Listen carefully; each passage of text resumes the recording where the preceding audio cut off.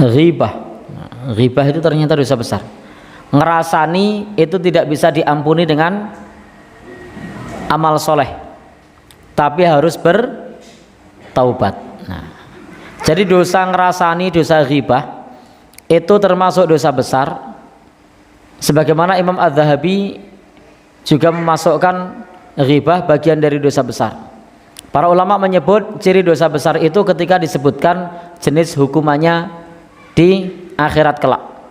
Dan Nabi menyebutkan jenis hukuman orang ngerasani. Apa hukumannya? Atfaruhum min nuhas, kukunya tumbuh dari tembaga, yang digunakan untuk mencakar wujuhahum wa suduruhum, wajahnya dan juga dadanya. Wajahnya, dadanya akan dicakar-cakar sendiri karena melakukan ghibah. Maka ngerasani termasuk dosa besar. Apa yang dimaksud ngerasani? Dzikruka akhaka bima yakrah, ketika kamu menyebut saudaramu atas apa yang dia tidak suka jika dia mendengarnya. Jadi kalau kita ngomongin orang, orang itu tidak suka ketika mendengar kita ngomongin, maka itu namanya ghibah. Maka sahabat mengatakan, in kana fi ma aqul, jika itu nyata bagaimana Rasulullah? In kana fi ma taqul faqad tabtatahu, maka jika itu nyata maka kamu sudah ngerasani, sudah ghibah. Wa illam yakun fi ma taqul, jika itu tidak nyata faqad bahattahu, maka kamu sudah fitnah. Jadi membicarakan orang, ngerasani itu ternyata termasuk dosa besar, tidak bisa ditebus dengan sholat, tidak bisa ditebus dengan puasa, tidak bisa ditebus dengan amal soleh. Harus bertaubat. Dan taubatnya ngerasani ini susah loh. Gimana cara taubatnya ngerasani? Karena taubat itu syaratnya ada 3 kalau berhubungan kepada Allah. Kalau berhubungan kepada sesama manusia syaratnya tambah 1. Apa syaratnya? Ya, meminta maaf, menyelesaikan kepada yang bersangkutan. Kalau kepada Allah kan syaratnya 1, berhenti dari maksiat. Yang kedua menyesal. Yang ketiga bertekad untuk tidak mengulang, mengiringi dengan perbuatan yang baik. Yang keempat, kalau berhubungan dengan sesama manusia maka minta maaf. Nah, gimana cara minta maafnya kalau kita ngerasani? Susah kan? Ya, apalagi ngerasaninya orang yang kita sulit ketemu. Nah, contohnya ngerasani Pak Presiden itu susah loh minta maafnya. Maka di negeri kita itu salah satu yang panen pahala itu adalah para pemimpin, karena banyak dirasani. Itu banyak panen pahala nanti, banyak yang ngerasani. Nah, Pak RT itu pahalanya banyak, karena banyak dirasani. Sudah berkorban waktu, berkorban tenaga, keporo malah bondo, iso dadi paido dirasani, ya kan? Maka Pak RT ini termasuk yang pahalanya besar itu. Sak kampung ngerasani kabeh, RT-nya itu begini begitu. Pak Duko itu juga pahalanya besar itu. Banyak dodi rasani, Pak RT, Pak Duko, Pak Lurah dodi dirasani ora? Pak Lurah juga. Pak Lurah pahalanya besar. Maka bersyukurlah yang jadi RT, karena pahalanya besar. Dodi rasani.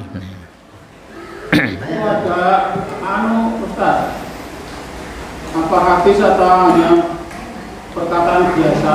Orang yang dirasani itu mah dosanya ditempelkan kepada yang rasani. Ya. Itu hadis atau apa ya? Baik, itu hadis Nabi ketika menjelaskan atadruna mal muflis. Tahukah kamu orang yang bangkrut? Maka Nabi menyebutkan orang yang bangkrut itu adalah orang yang waqad qala hadza waqad syatama hadza waqad dzalama hadza. Orang yang melakukan kedzaliman ini, orang yang mencaci ini, orang yang mengatakan begini. Maka kemudian nanti orang yang berkata seperti itu di pengadilan Allah akan ada namanya hisab, perhitungan. Lalu karena dia belum menyelesaikan urusannya di dunia, maka dia tidak bisa membayarnya kecuali dengan pahalanya. Maka pahala dia diberikan kepada orang yang dirasani. Nah, jadi dia pernah mukul, belum minta maaf, pernah naik mobil gitu kan, ada comberan nyeproti, muring-muring itu jeproti. Oleh ketemu angel gue sing tak ceproti biyen sapa ya wong endi ya kan angel. Maka nanti menyelesaikannya dengan apa? Dengan pahala yang kita kerjakan. Karena pada saat itu tidak ada lagi dirham, tidak ada lagi dinar. Nah, dia diselesaikan dengan pahalanya. Kalau pahalanya habis, maka dosa orang yang didolimi itu yang nanti akan diberikan kepada orang yang ngerasani itu. Nah, jadi ternyata ngerasani ini efeknya dahsyat. Efeknya dahsyat. Jadi hadis itu. Ya, itu hadis Nabi tentang orang yang bangkrut. Maka Ibrahim bin Adam itu mengatakan, tahukah kamu siapakah orang yang pelit di dunia tapi dermawan di akhirat? Maka kata Ibrahim bin Adam, orang yang pelit di dunia tapi dermawan di akhirat itu tukang ngerasani. Nah, tukang ngerasani itu adalah orang yang pelit di dunia tapi dia orang yang dermawan di akhirat. Kenapa dia dermawan di akhirat? Karena dia bagi-bagi pahala. Nah, siapa yang dibagi pahala? Orang yang dirasani. Maka berbahagialah orang yang dirasani. Ya, maka berbahagialah orang yang dirasani. Ya, betul. Karena sesungguhnya sedang dibagi pahala ya. Dosanya bisa berkurang, pahalanya bisa bertambah. Nah. Kalau yang dirasani itu sering korupsi, Ya, meskipun nyata, Pak. Jadi meskipun nyata. Maka tadi mengatakan di sini sahabat Nabi berkata, ingkana fihi ma'akul, jika itu apa yang saya ucapkan nyata, maka kata Nabi, kalau itu nyata kamu sudah ghibah. Jadi justru disebut ghibah itu karena nyata. Maka sikap kita jangan ngerasani tapi mengingatkan. Perintah agama itu bukan membicarakan di belakang, tapi perintahnya itu menasehati, amar ma'ruf nahi mungkar. Jadi kalau memang benar seperti yang kita katakan, datangi rumahnya, kasih nasihat. Nah, ya, tugas kita sudah selesai. Tidak dosa kalau di situ, kalau kita berani. Itu termasuk kalimat yang hak. Amar ma'ruf nahi mungkar. Tapi kan biasanya tidak datang ke rumahnya, malah diangkringan ngomongin toh. Nah, ngerasani Pak RT, padahal Pak RT rumahnya cuma depan angkringan, tapi ngomong ke Pak RT itu kan. Nah, angkringan Pak RT begini-begini, Pak Dugo begini-begini. Padahal tinggal datang ke rumahnya, tok-tok-tok, assalamualaikum, kula nuwun, monggo Pak niki kula pikanto aspirasi saking warga, mbok pilih kebijakan jenengan begini-begini, mohon untuk dikoreksi. Nah, karena menurut kami bahwa kebijakan Anda di dalam melakukan ini kurang pas. Nah, itu malah tidak dosa. Itu namanya bagian dari amar ma'ruf nahi mungkar. Tapi ada enggak yang begini? Ya?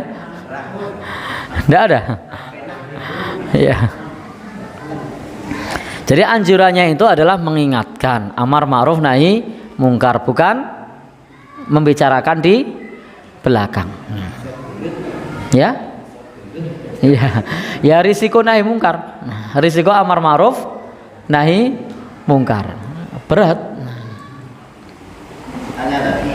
Ya. Kalau membaca WA itu yang isinya melaksani, yang membaca itu kena dosa. Dan kemudian yang kedua, apabila kita melaksani orang kemudian sudah minta maaf dan syarat yang pas sudah terpenuhi, kemudian apakah nanti di akhirat akan tetap mencicipi neraka atau langsung ke surga? Baik. Ketika sesuatu sudah dihalalkan, kata Nabi kan fal yatahallalhu minhul yaum. Jadi halalkanlah semua hari ini. Kalau sudah dihalalkan di dunia, maka urusan di akhirat sudah selesai, karena sudah diselesaikan di dunia. Tapi semuanya tidak lepas dari hisab. Nah, artinya segala sesuatu nanti ada timbangan amalnya. Tetapi kalau sudah diselesaikan di dunia, maka urusan sudah selesai jika sudah sama-sama ikhlas. Tapi kalau dimaafkan belum memaafkan ya belum. Karena ada orang yang dia ingin mengambil haknya di akhirat. Ben ngono ora nyarutan, sok tak tuntut nang akhirat. Nah, ketoke ayem-ayem bae ora paling ra wis di ngapura.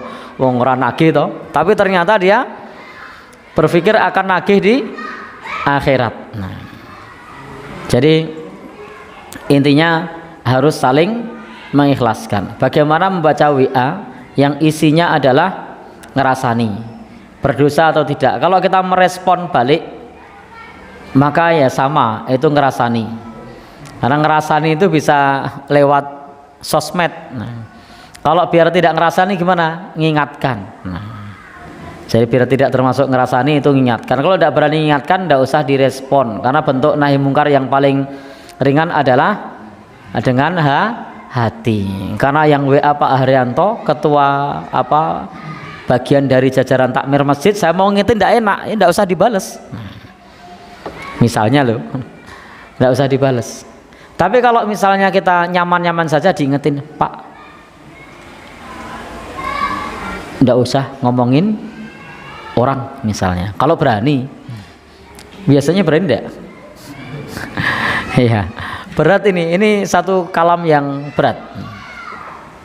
Baik, intinya di sini bahwa sholat 5 waktu punya fadilah. Fadilahnya apa tadi? Dapat menghapus penebus dosa, tetapi bukan penebus dosa besar. Dosa besar harus ditebus dengan istighfar, dengan taubat, mohon ampun kepada Allah Subhanahu wa ta'ala. Nabi itu sehari bisa bertobat istighfar lebih dari 100 kali. Itu yang hablum minallah, yang hablum minannas, minta maaf. Solusinya kalau banyak ngerasani, banyak-banyaklah sedekah. Untuk apa? Untuk cadangan amal nanti di akhirat kalau pas bagi-bagi itu loh, kalau kurang. Iya, maka solusinya banyak sedekah untuk cadangan amal. Mbok menawa le ngrasani luwih akeh. Nah, sehingga amalnya kurang, maka sedekahnya bisa menutupi. Tapi sedekah tidak bisa menghapus dosa besar, tapi dia bisa jadi cadangan amal. Jadi maka silahkan bersedekah untuk cadangan amal. Termasuk Nabi perintahkan kepada para ibu untuk sedekah. Kenapa para ibu diperintahkan untuk sedekah? Karena ibu punya 2 sifat. Kata Nabi loh, ini bukan saya loh Bu. Nah, kata Nabi. Nabi bilang tuksirnal lakna, banyak ngomel. Kata Nabi loh. Yang kedua watakfurnal ashir, tidak bersyukur atas pemberian suami. Nah, kata Nabi, perempuan itu umumnya punya 2 sifat, orang kabeh ya. Satu apa tadi? Banyak ngomel. Kata Nabi loh Bu nih. Yang kedua apa? Tidak bersyukur pemberian suami. Nah, jadi kata Nabi, banyak perempuan itu tidak bersyukur pemberian suami. Dinai okeh, jaluk imbuh, dinai sithik kurang. Pripun Bu? Ya. Jodoh cocok napa mboten? Ya, kok saya. Baik, nyuwun ngapun lho niki. Sesuk mangkal lho Bu. Engko pengajian begini terus wah iki aku disindir-sindir makan. Saya ndak nyindir, hanya membaca hadis Nabi. Jadi hanya membaca hadis Nabi. Dan di kesempatan ini sebelum saya tutup, saya juga mau mohon maaf, saya tidak tahu siapa pemiliknya. Tadi pas saya parkir, sepeda ontelnya itu kesampluk hostep saya, ambruk. Nah, nanti mohon dimaafkan. Jadi kalau ada yang lecet nanti boleh menghubungi saya kalau perlu diservis. Nah, karena tadi pas saya masuk itu hostepnya kok nyangkut, ambruk. Nah, di depan tadi di parkiran. Monggo nanti yang bawa sepeda dicek ya, kalau ada yang lecet, ada yang prudul nanti bisa menghubungi saya untuk diganti. Dan mohon maaf yang sebesar-besarnya. Mohon dimaafkan lho Bu, ojo ditagih nang akhirat. Nah, mending ditagih di sini ya.